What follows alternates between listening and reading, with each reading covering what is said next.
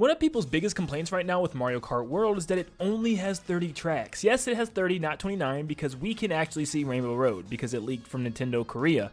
Yeah, good job, guys. But I'm here to tell you that Mario Kart World is going to have more than 30 tracks. Like, a lot more.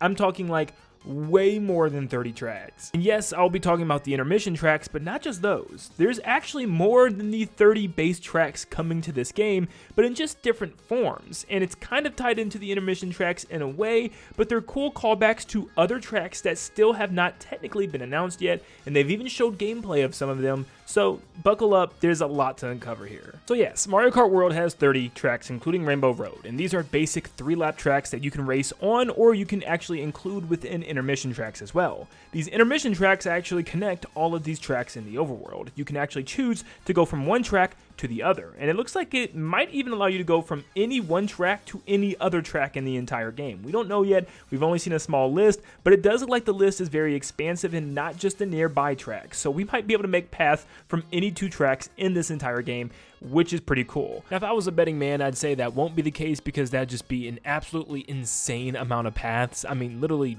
probably too much. And if you look closely, it looks like it's going to be only specific tracks that go from one course to the other. Just look at the paths going from one of those courses to the next course. It won't be any course. Like, for instance, you won't be able to go from Bowser's Castle at the top left all the way down to Dino Jungle at the bottom right, probably. Maybe we will. I don't know. It's hard to say. There is one road that actually connects, so who knows? But then when you think of it that way, how many tracks do we actually have if we are counting the intermission tracks? And before we do that, yes, the intermission tracks are all technically themed after a specific thing. In the Mario Kart Direct, we got to see a lot of these, and it's really weird how they count them though, because it's not just every intermission track being its own theme, it sometimes can be different parts of the track. I mean, take this first part for instance. On the tracks that go between Mario Brothers Circuit and Desert Hills, there's 2 separate sections that have completely different themes around them. Here's a better way to look at it. Splitting the intermission track in half, you'll get 2 separate areas of that one intermission track. The one closer to Desert Hills will be a desert themed track with conch doors layered all over it, where the second section will be closer to Mario Bros Circuit, and it will be filled with these robotic Bramball enemies that help you boost faster when you go between their legs. Now, you might have an intermission track similar to this one, where there's nothing there at all. It doesn't even have a theme really. It's between Mario Brothers Circuit and Choco Mountain. And yes, it'll probably be a road that you can race on, and it'll have some unique properties, I'm sure, but nothing too unique to be labeled as an individual course, as there's no picture or any type of theming going around with an enemy that's layered on that area. And you have some that has only one theme. The intermission track in the middle has none, but the 2 on the top and bottoms has one intermission theme, where the one at the bottom by Moo Moo Meadows is of course themed around Moo Moo Meadows, and the one at the top is themed around some type of giant forest and a giant wiggler probably walking around that forest as well. These to me seem to be highlights of your intermission tracks, and the fact that they all have their individual pictures and little symbols meaning a character or some type of car, just like the normal tracks would and back in Mario Kart 8, and even when you select a track in this game, it shows that these are more than just intermission tracks. These are special intermission tracks that have some type of special unique vibe to them, or like I said, some unique enemy in that path or some type of reason why it's marked as a special area. Let's change gears for a second. I want to talk about this specific intermission theme track, because if you played any other Mario Kart in the past, you've probably recognized this track in one way or another.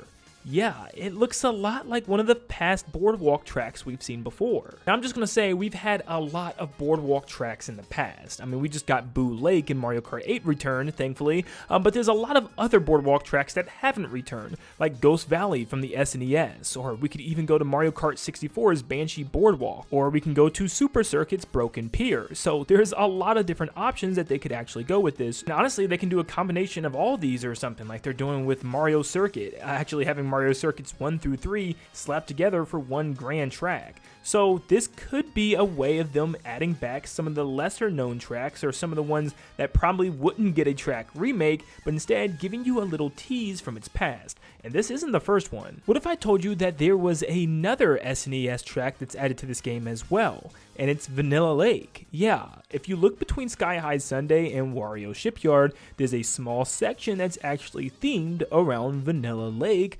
from the original Super Mario Kart. How do I know this? I actually mapped this out from the Treehouse event, where after they left Sky High Sunday and they were making their way to Wario Shipyard before leaving the snow region, they appeared in this region, which you can tell is entirely themed around Vanilla Lake. You could say, why didn't they just remake Vanilla Lake like they did with some of the other tracks? And they could have, but at the end of the day, Vanilla Lake was never anything that special, and a lot of people really hated it. It had those random blocks that you could run into that's really hard to see because of the 2D map design, and it just wasn't that great of a track. It was one giant square with a couple of breaks in the ice as well, and I feel like Snowland from the GBA kind of represented this well with its remake in Mario Kart 8 Deluxe's Booster Pass, and of course Mario Kart Tour. Since this track isn't that special, they could add it as a little Easter egg as the intermission track section here, and it actually works. You can see that this whole area is one giant square. In fact, at the very beginning of this area, you can choose to turn left or right, and it looks like there's different things depending on where you go. The left area has some bumps that look like little ramps,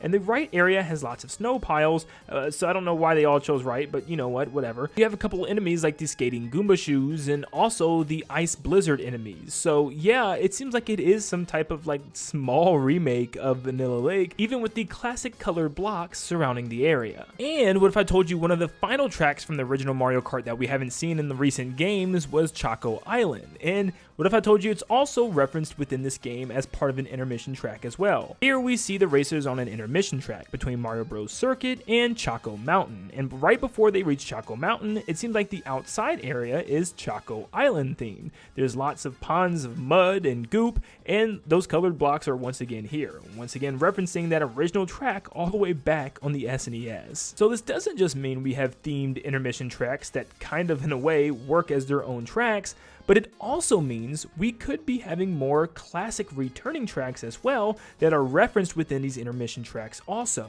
I mean, Super Circuit still has the most tracks to not return in Mario Kart 8 Deluxe or Mario Kart World with a total of 9 tracks, so I mean they could add a lot of those as just really cool Easter eggs with those intermission tracks. You have Peach Circuit, Shy Guy Beach, which would just make a lot of sense since there's a whole beach section in this game. They could easily just have a reference there, and even have the pirate ship in the background could work. You even have Cheap Cheap Island, which once again could just be a beach themed track that's referenced over there. Just to name a couple more, you have Yoshi Desert, which we have a desert region, so all they would have to do is have a small Yoshi Sphinx somewhere just to reference that, and Lakeside Park, because all you would need is a volcano and some water areas. I mean, come on, look at Dino Jungle's region. It would just make too much sense to not have this here. So all we would have to look for is some areas with colored blocks that could be referencing these tracks. There are those that still think these intermission tracks are kind of boring, and maybe they're right. Maybe some of the intermission tracks don't have anything special going on them, and it only looks like there's some of them, and they're more of the shorter ones as well,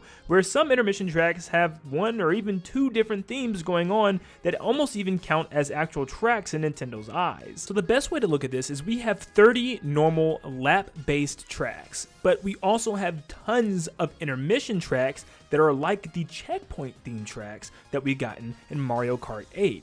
If you look at it that way, there are a lot more than 30 tracks, and it's hard to add up how many there will actually be because Nintendo didn't reveal everything. We do have a picture of all the different routes that we can take in this game. So what did I decide to do?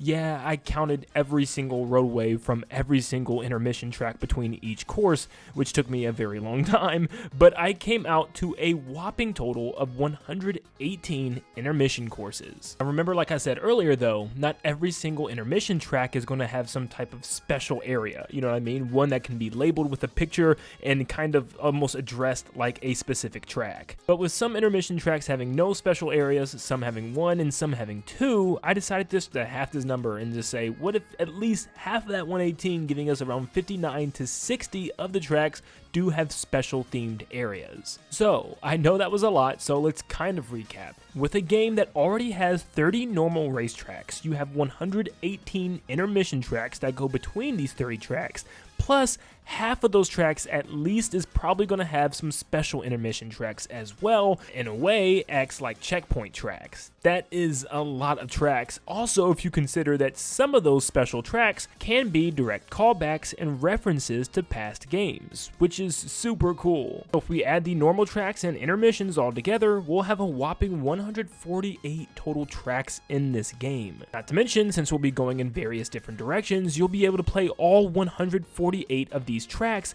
in different ways, going forward on the tracks or maybe even sometimes backwards. So yes, I know not everybody is absolutely digging these straightaway intermission tracks right now, and we haven't really seen too much of them, and especially at higher speeds like 150cc yet, or maybe even eventually a 200cc, so only time will tell exactly how much fun these intermission tracks are, but regardless, they have to be fun enough to have 118 of them. It really just makes up for the lack of, 3-lap tracks only being 30, so this makes me extremely excited, and these are just the actual paths and roadways of this map. We haven't even really discussed what could be lying on the outside of these roadways for free roam.